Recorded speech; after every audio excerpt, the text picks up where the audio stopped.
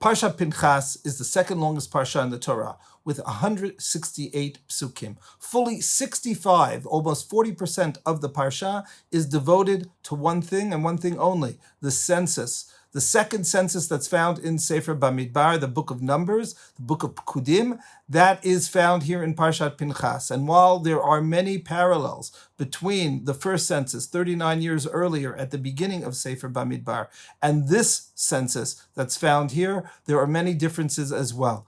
The most important of those differences is that in the first census, the Torah speaks of Kol Yotzei Tzava, all of the people who are going out to the army. The goal of the first census is to create an encampment, to create the Degalim around the Ohel Moed that is going to march triumphantly into Eretz Yisrael.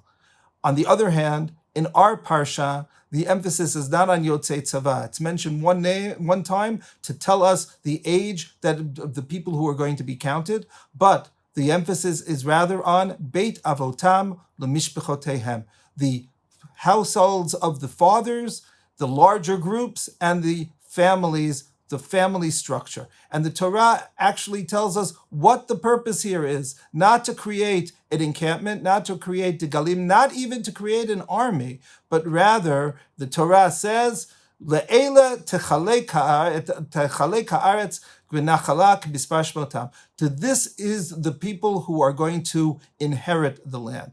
If in the first census, the emphasis is on conquering the land, the emphasis is on creating an army that's going to move into the land, that is shattered with the Meraglim, with the spies, where they feel that they don't have the wherewithal to conquer the land.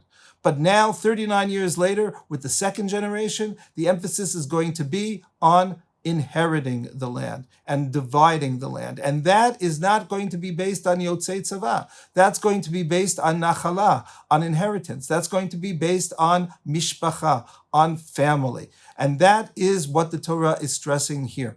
It's interesting that while the first experiment in the Degalim ultimately was not successful, stopped with the Meraglim, stopped with Korach, but this one, not only was it successful when Yehoshua goes into the land and conquers the land and ultimately settles the land, but also that becomes the model for all future inheritances of the land. So, for example, when Ezra comes back, Ezra looks at the families. All the families are mentioned in the first few prakim of Ezra, and they are the ones that are going to inherit Eretz Yisrael a second time. Kedusha Shniya Kitcha La'atid Lavo, Torah tells us, Halacha tells us, because it is a Kedusha of the Nachala, of the inheritance. And on the same time, if we look at the modern era, the emphasis that we have placed is not, with all of our military successes, Baruch Hashem, the emphasis has been on Nachala,